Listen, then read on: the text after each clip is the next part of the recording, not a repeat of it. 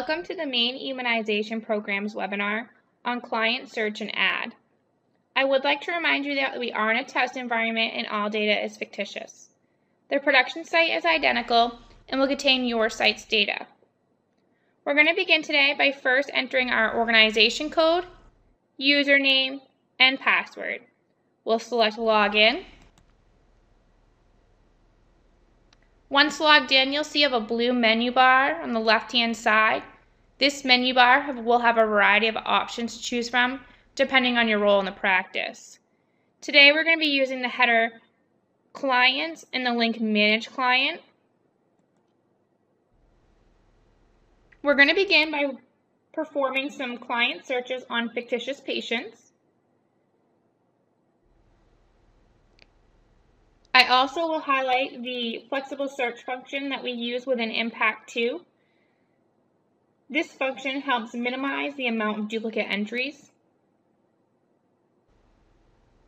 Flexible search allows for possible client matches already within the ImmPact 2 system.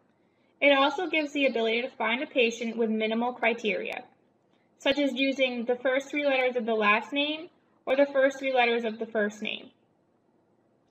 You are able to use fewer letters to return more possible matches. I will demonstrate the flexible search by first using the first 3 letters of the last name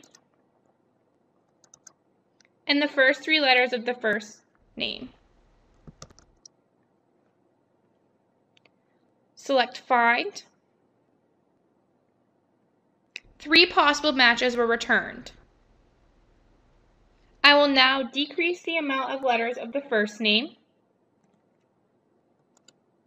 Select Find. And 5 possible matches have been returned. Again, I will decrease 1 letter. Select Find.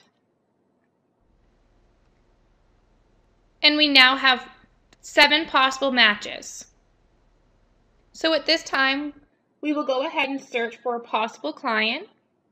We'll use the first 3 letters of the last name, XOO, and the first 3 letters of the first name, BRA. We'll select Find.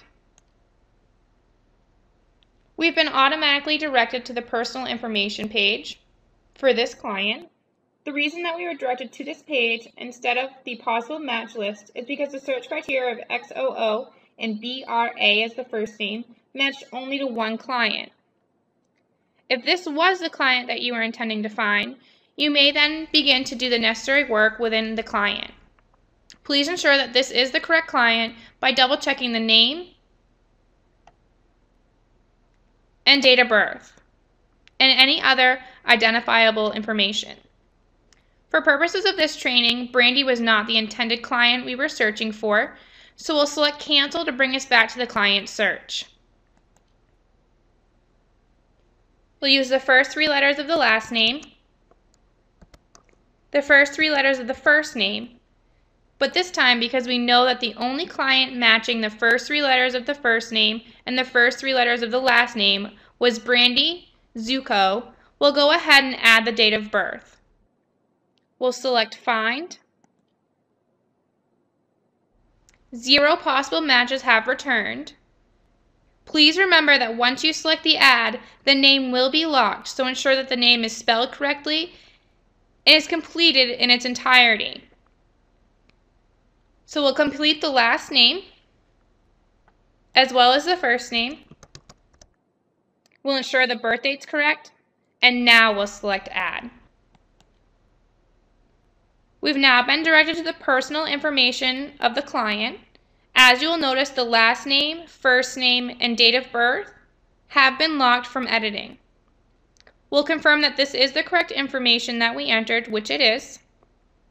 If this is not the correct information, please cancel to go back to the client search function and repeat the steps of adding a client.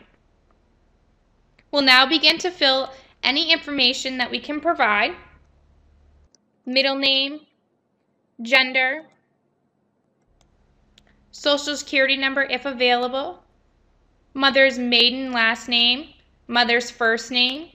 We'll select the county, which is required. We'll now continue to the client information area. We'll select the medical home association, whether it's the primary care, secondary, not associated, mass immunization, school, or WIC,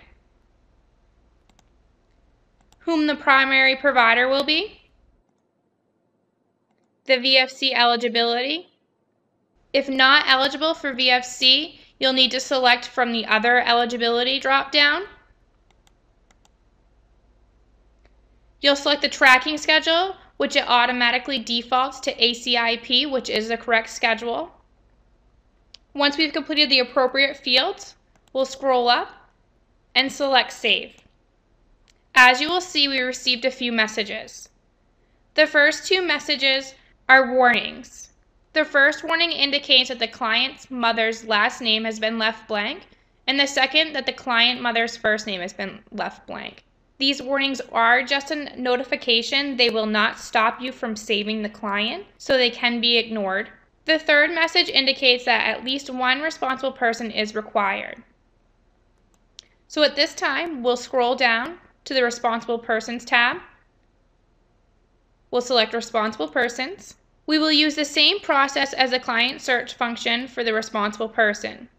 We'll use the first three letters of the last name and the first three letters of the first name. We'll select Find. We've returned 56 possible matches.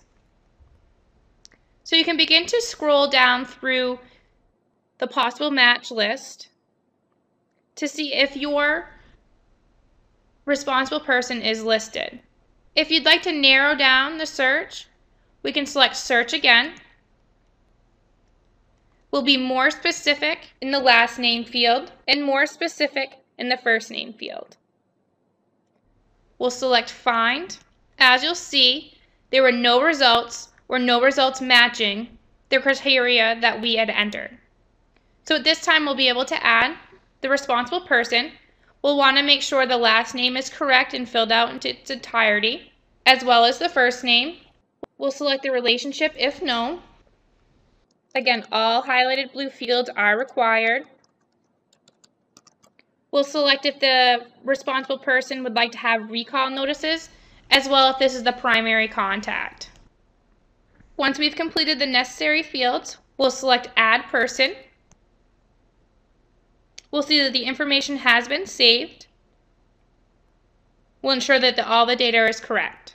We would now have the capacity to record immunization or perform any other public health service available to you within the ImmPact 2 system. If you need to add an additional responsible person, you can do so by selecting the New Person tab and following the same flexible search criteria as finding a client. Please remember that at least one responsible person must always be indicated.